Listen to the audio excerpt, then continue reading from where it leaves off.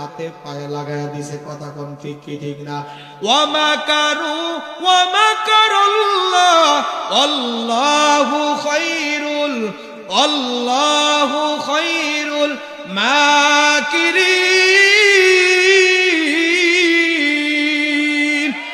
আল্লাহ পাক রব্বুল আলামিন ডাক দিয়ে কয়, ওরে জালেম, তারা দুনিয়ার জগতের ভিতরে কত কৌশল তারা অবলম্বন করবি, কত বুদ্ধি তারা খাটাইবি। আমি আল্লাহ তাআলার কৌশলের কাছে তোদের কৌশল হইতেছে জিরো।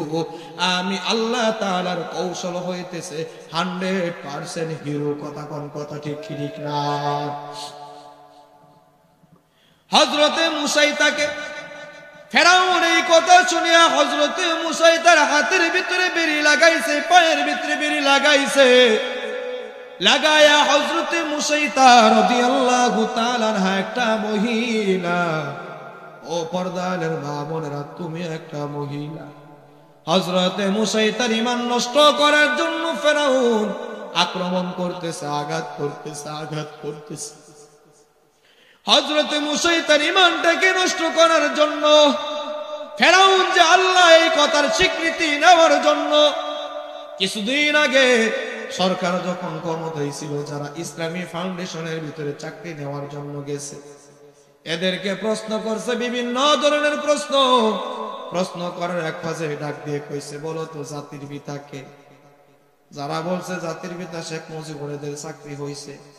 আর যারা বলছে জাতির পিতা হযরত ইব্রাহিম নবী আলাইহিস সালাতু ওয়াস সালাম, এদের চাকরি হয় নাই, বরং এদেরকে তুচ্ছ তাচ্ছিল্য করে গালি দিয়ে চাকরি থেকে গেট আউট করছে। কথা কোন কথা ঠিক ঠিক না? হযরতে মুসা তার জবান থেকে আল্লাহর নামটা দূর করার জন্য আঘাত করতেছে।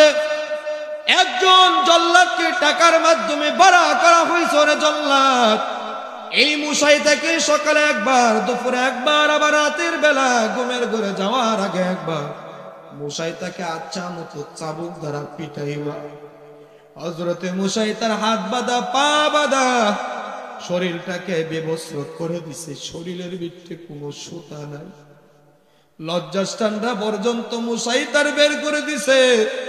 হযরতে মুসা চোখের পানি সারিয়া নীরবে কান্না করে আর মালিক আল্লাহকে ডাক দিয়ে কইরে, ওরে মালিক, আজকে তোমার মধুর কালিমা পড়ার কারণে এই অপরাধে আমায় মুসা তার শরীরের কাপড়টা পর্যন্ত খোলা হয়, আমাকে চাবুক দ্বারা আঘাত করা হয়।